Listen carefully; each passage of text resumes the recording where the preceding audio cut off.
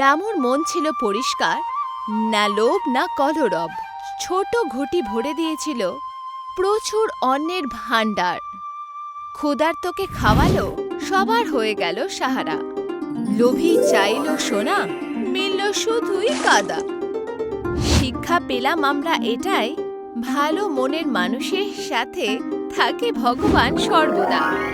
রামু নিজের মায়ের সাথে ছোট উঠোনে বসেছিল।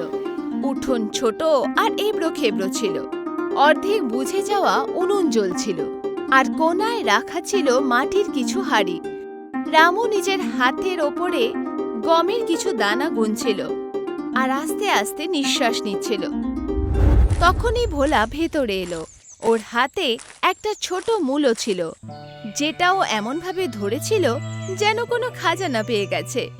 ওর মনে হয়েছিল এতে হয়তো ওদের ক্ষুধার্ত একটু কমে যাবে।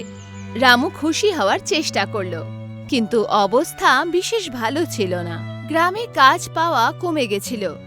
যে কাজ পাওয়া যেত তার পয়সা সময় মতো পাওয়া যেত না। ধারও বাড়তে চলেছিল। তার ওপর ধনরাজের হুমকি ওদের মাথার ওপরেই ঝুলছিল। ও বলেছিল যদি রামু ওর দেনা মেটাতে না পারে তাহলে ওদের বাড়ি থেকে বের করে দেবে। রামু বাবা, তুই সকাল থেকে কিছু খাসনি, এইভাবে খালি পেটে কতক্ষণ দৌড়াবি? মা, আগে তুমি খেয়ে নাও, আমি পরে কোনো ব্যবস্থা করে নেব। দেখলে, আজকের শাহী ভোজন অর্ধেক মূলো তোমার আর অর্ধেক আমার। তখনই হঠাৎ সেঠ ধনরাজ কাল্লু মুনিমের সাথে রামুর দরজায় এসে পৌঁছালো। কাল্লুর পাশে একটা খাতার বুক রাখা ছিল, আর ওর চেহারার ওপরে হালকা হাসি দেখাচ্ছিল। সেঠ ধনরাজ ভেতরে এমনভাবে ঢুকলো যেন ওই বাড়িটাও ওরই। ও ঝুপড়ির চারপাশে এমনভাবে নজর দিল, ওর চেহারার মধ্যে ঘৃণাও ছিল আর এক অদ্ভুত সন্তুষ্টিও, যেন অন্যের ভয় দেখে ওর খুব মজা হচ্ছিল। রামু তৎক্ষণাৎ হাত জোড় করে সম্মান দিয়ে দাঁড়ালো, কিন্তু সেঠের আওয়াজ শুরু থেকেই খুব উচ্চ ছিল। আর ওদিকে কাল্লু মুনিম খুব নাটকীয়ভাবে দেনার খাতা খুলল। ও আঙুল দিয়ে পাতা পাল্টাতে পাল্টাতে হিসেব দেখছিল। ভোলা সাহস করে রামুর সামনে এসে দাঁড়ালো, যেন রক্ষা করতে চাইছে। কিন্তু প্রত্যেকবার সেঠ যখন ওকে দেখছিল ওর সাহস আর একটু কমে যাচ্ছিল। পিছে দাঁড়িয়ে থাকা মা এগুলো চিন্তার নজরে দেখছিল। কি রামু, আমার পয়সা কবে ফেরত দেবে? শেঠজি, আর 2 দিন সময় দিয়ে দিন, আমি 2 দিনের মধ্যেই আপনার ধার চুকিয়ে দেব। 2 দিন? শেঠজি, এটা সেটাই 2 দিন যেটা গত মাস থেকে শেষই হচ্ছে না। রামু, দয়া আমি মন্দিরে করি, উধারের ধান্দায় না। কালকে সূর্য ডোবার আগে যদি টাকা না পাই তাহলে এই ঝোপড়িটা আমার। শেঠজি, আমরা গরিব লোক, কিন্তু বেঈমান নয়, একটু সময় দিয়ে দিন। মা, আমার চোখের জল না, টাকা চাই। শেঠজি, চোখের জল বিক্রি করার দোকান হয়ে গেলে আমরাও বড়লোক হয়ে যাব।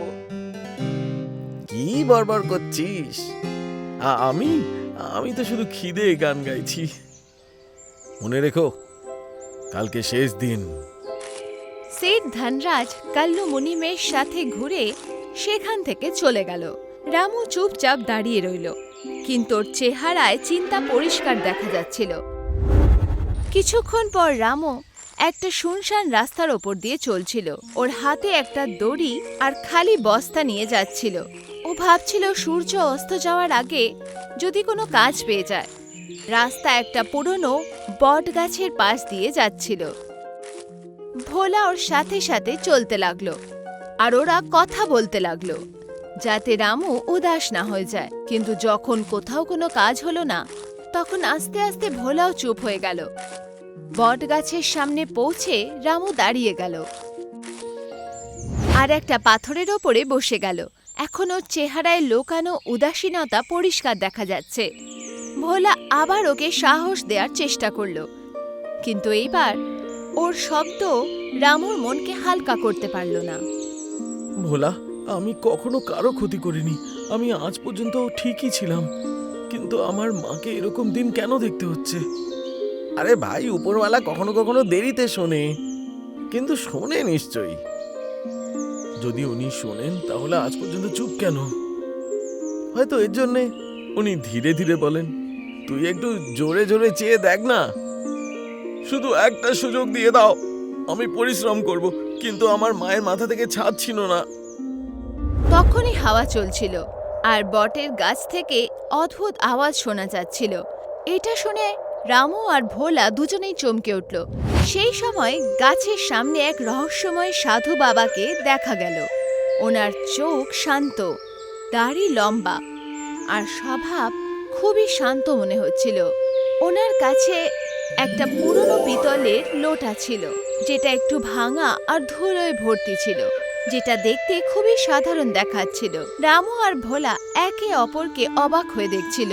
ভোলা আস্তে আস্তে কিছু বলতে চাইল, কিন্তু ওর ফিসফিসও পরিষ্কার শোনা যাচ্ছিল। সাধু বাবা শান্ত নজরে রামুকে দেখছিল আর ওর কাছে জল চাইল। রামুর একটু অস্বস্তি হলো, কারণ ওর কাছেও কোনো জল ছিল না। তাও পাশের পুকুরের দিকে দৌড়ে গেল, ঘটিতে পরিষ্কার জল ভরল আর দুই হাতে সামলে আবার চলে এলো। সাধু বাবা হাসল। উনি জলের থেকেও বেশি সেই ব্যাপারে খুশি হলেন যেই ভাবের সাথে রামু জল এনেছিল। তোমার হাত খালি, কিন্তু মন তো ভর্তি আছে। বাবা, গরিব মানুষের কাছে প্রাণ ছাড়া আর বাঁচেই বা কি? কখনো কখনো সেটাই সব থেকে বড় সম্পদ হয়। সাধু বাবা সেই ঘটি ওঠালেন আর সেটা রামুর হাতে ধরিয়ে দিলেন। এটাকে রেখে দাও। এটা কিন্তু বাবা, আমি এটা কিভাবে নিতে পারি? এটা সাধারণ লোটা নয়, এটা তারই সঙ্গ দেয় যার মনে লোভ নয়, সেবা রয়েছে। এটা তাড়াতাড়ি ভরো আর প্রয়োজনের সময় প্রার্থনার সাথে ব্যবহার করো। বাবা, এটা থেকে সোনা বেরোবে নাকি? যে শুধু সোনা দেখতে পায় সে চমৎকার কখনো দেখতে পায় না। ভোলা লজ্জা পেয়ে ঘুরে গেল, কিন্তু রামু উৎসাহর সাথে সেই ঘটি হাতে ধরে রইল। রাতে মা দুর্বল অবস্থায় চারপায়ের মধ্যে শুয়েছিল। রামু আর ভোলা সামনে রাখা ঘটি দেখছিল, যেন কোনো অমীমাংসিত প্রশ্ন। ঘটি পুরনো আর সাধারণ দেখাচ্ছিল। ভোলা সেটার চারপাশে ঘুরছিল, ওটা হালকা ঠুকে দেখল, শুকে দেখল আর কান লাগিয়ে শোনার চেষ্টা করলো যে ভেতরে কিছু আছে কি নেই। তখনই রামুর সাধু বাবার কথা মনে পড়ে গেল। ও ঘটিতে জল ভরল, চোখ বন্ধ করল আর সত্য মনের সাথে প্রার্থনা করল।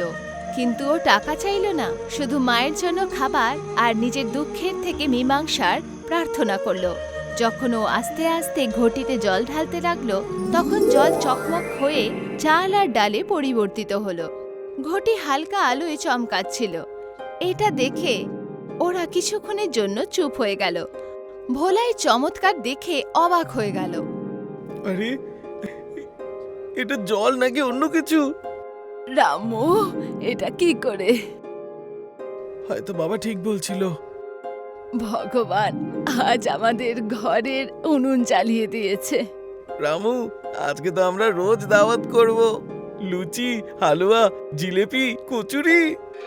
হঠাৎ ঘটি খাবার বানানো বন্ধ করে দিল। সবকিছু আবার সাধারণে পরিবর্তিত হলো। আরে, এ কি রেগে গেছে নাকি? হয়তো এ প্রয়োজনীয়তা বোঝে, লোভ না। বাবা, এটা আশীর্বাদ ভেবে সামলাস, পরীক্ষা ভেবে ব্যবহার করিস। রামু হালকা মাথা নাড়িয়ে হ্যাঁ বলল। এর সাথেই সেই রাত সেখানেই শেষ হলো।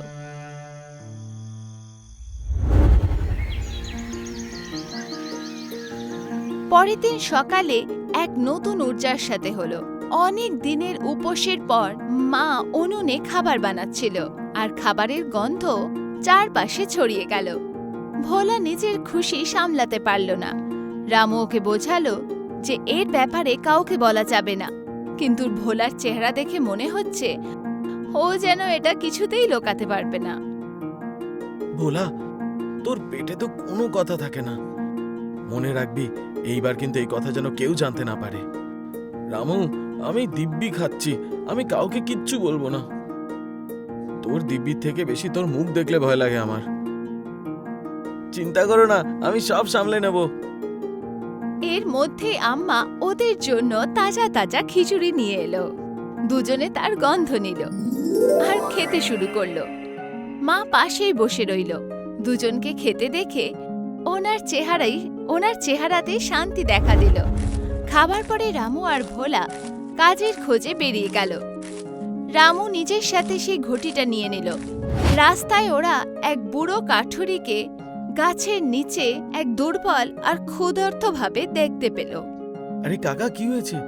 আপনি ঠিক আছেন তো? কি আর বলবো বাবু, খিদেতে তো পেটটা ব্যথা হয়ে যাচ্ছে।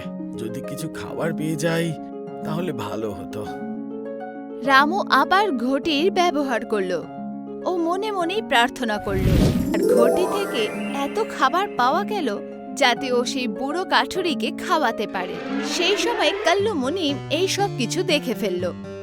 ও পুরো জিনিসটা বুঝতে পারল না যে এই ঘটির মধ্যে নিশ্চয়ই কোনো অসাধারণ ব্যাপার রয়েছে। আরে বাহ, এখানে তো বিনা খেতেই ফসল উগে গেছে। আমি এই খবরটা শেঠজিকে গিয়ে দিই। এটা দেখে কাল্লু মুনিম চুপচাপ সেখান থেকে চলে গেল। হাভেলির ভেতরে শেঠ ধনরাজ সিটের ওপরে বসে নোট গুনছিল। তখনই কাল্লু মুনিম সেখানে পৌঁছালো আর চকচকে ফ্লোরে পড়েই যাচ্ছিল। শেঠ প্রথমে ওর এই অবস্থা দেখে ওকে একটু বকল। তারপর কাল্লু তাড়াতাড়ি আগে এগোলো আর শেঠ ধনরাজকে বলতে লাগলো যে ও কি দেখেছে। শেঠজি, নিজের চোখে দেখেছি আমি, ওই লোটা জল দিয়ে খাবার বের করছিল।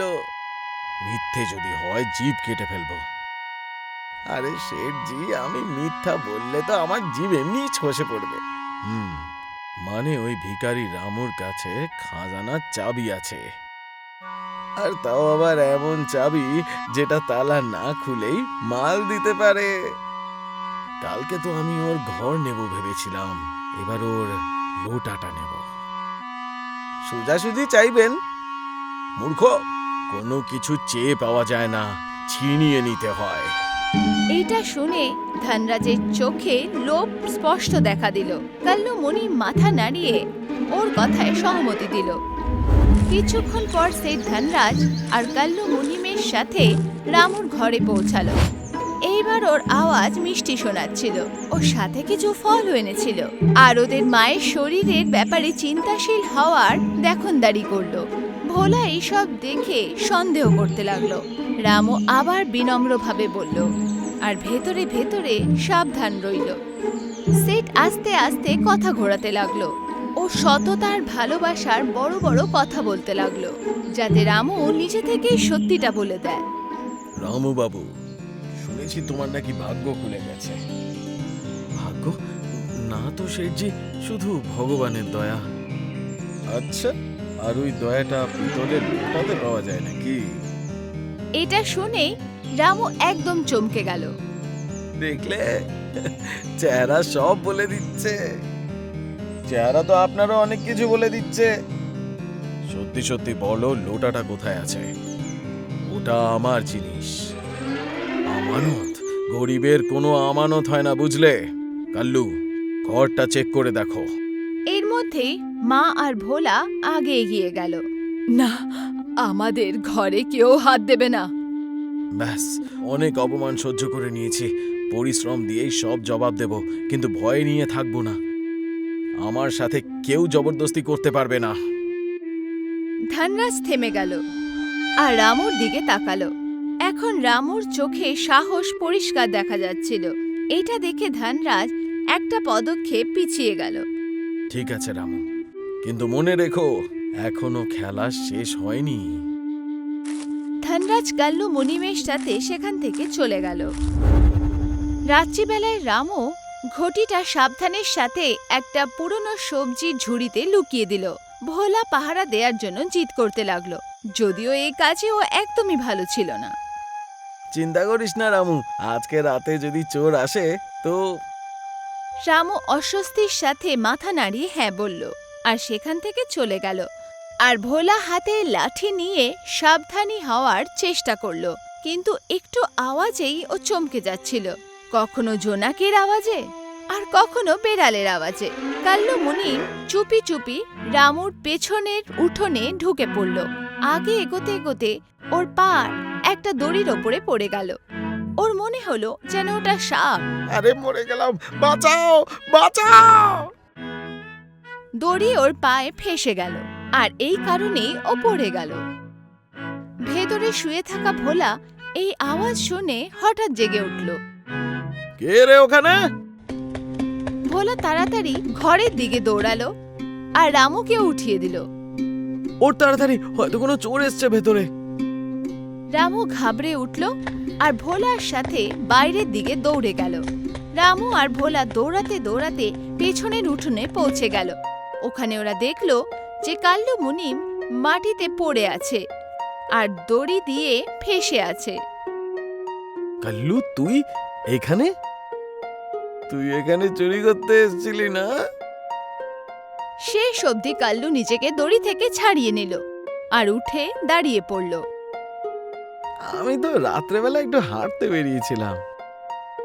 আচ্ছা, আর আমাদের দেওয়াল ভেঙে ঢুকেছিস ভেতরে? আরে না, আমি তো আসলে। যাও এখান থেকে, আর তুমি এখানে কিচ্ছু পাবে না। হ্যাঁ ঠিক আছে ঠিক আছে, যাচ্ছি। এমনি এসেছিলাম আর কি। সবাই শুধু কথা বানাতে চায়, আর কিছুই না। কাল্লু সেখান থেকে চুপচাপ চলে গেল। রামু আর ভোলা সেখানেই দাঁড়িয়ে রইল আর ওকে যেতে দেখতে লাগলো। আর এর সাথেই রাত শেষ হয়ে গেল। পরের দিন কাল্লু ধনরাজের কাছে এলো আর ওকে পুরো রাতের ঘটনা খুলে বলল। এটা শুনে ধনরাজ খুবই রেগে গেল। মূর্খ, একটা লোটা নিয়ে আসতে পারলি না? শেঠজি, ওখানে ভোলা ছিল। ওটা কোনো লোক না, ওটা একটা জল্লাদ আর কি। ধনরাজ তাড়াতাড়ি নিজেকে সামলে নিল। ও বুঝতে পারল যে চুরি হয়তো কাজে দেবে না, এই জন্য চালাকির সাথে হয়তো কিছু হতে পারে। এখন শোন, পুরো গ্রামে খবর ছড়িয়ে দে যে রামু কালা জাদু করে। লোক ভয় পাবে, প্রশ্ন করবে, আর ও নিজে ঘটিটা বাইরে আনবে। বাস শেঠজি, আপনার বুদ্ধি তো সাপের থেকেও আরো বেশি দ্রুত চলে। চাপরুষি কম কর আর কাজ বেশি কর। কাল্লু সহমতির সাথে মাথা নাড়ালো আর সেখান থেকে চলে গেল। ধনরাজের চেহারায় একটা চালাকি হাসি খেলে গেল। কিছুক্ষণ পর গ্রামে এই কথাটা ছড়িয়ে পড়ল। গ্রামে চায়ের দোকানে লোকেদের ভিড় জমে গেল। সবাই মিলে একে অপরের সাথে রামুর কালো জাদুর ব্যাপারে কথা বলতে লাগলো আর পরিবেশ একটু চিন্তাপূর্ণ হয়ে গেল।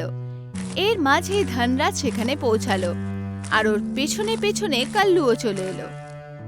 আরে গ্রামবাসীরা, আমি তো শুধু তোমাদের সুরক্ষা চাই। রামুর ঘরে একটা রহস্যময় বস্তু লুকিয়ে আছে। আমি নিজের চোখে দেখেছি, ও তো খাবার তৈরি করছিল। এর মাঝেই রামু, ভোলা আর মাও সেখানে এসে পৌঁছালো। তখনই ভোলা আগে এগিয়ে মাঝখানে বলল, তাহলে তুই হয়তো এটাও দেখেছিস যে খাবারটা কোনো ক্ষুধার্তকে খাওয়ানো হয়েছিল। ওর কি কিছু হয়েছে নাকি? রামু, সত্যিটা কি? সত্যিটা তো এটাই যে ভগবান আমাদের সাহায্য করেছে। আমি কখনো কারো ক্ষতি করিনি। তো সবার সামনে দেখিয়ে দে না। রামু ভোলার দিকে তাকিয়ে সহমতির সাথে মাথা নাড়ালো। যদি এটা বরদান হয়, তাহলে এটা মানুষের সেবার জন্য হবে, তামাশার জন্য না।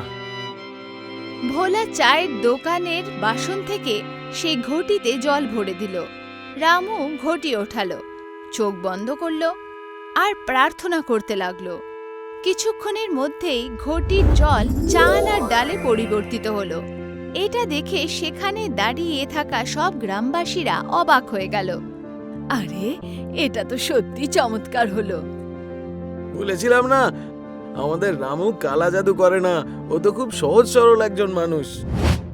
ধনরাজ এইসব দেখল আর ওর মনে লোভ আরো বেড়ে গেল।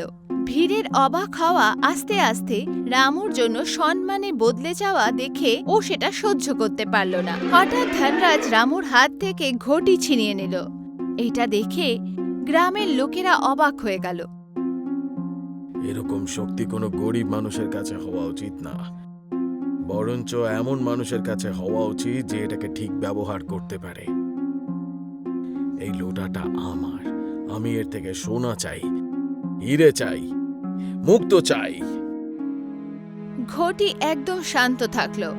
সেট আবার চেষ্টা করলো, এইবার আরো অনেক লোভের সাথে।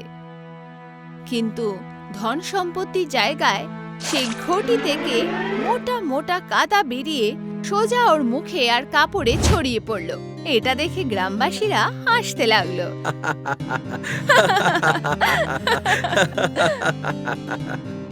আরে বাহ শেঠজি, সোনা তো নয়, শুধু ময়লা বেরোলো ভেতর থেকে। আরে শেঠজি, আরো একবার চেষ্টা করে দেখুন। এই লোটা আমাকে সম্পদ দে। ঘটি থেকে আরো কাদা বেরিয়ে সোজা ওর চেহারার উপরে পড়ল। এটা দেখে গ্রামবাসীরা জোরে জোরে হাসতে লাগলো।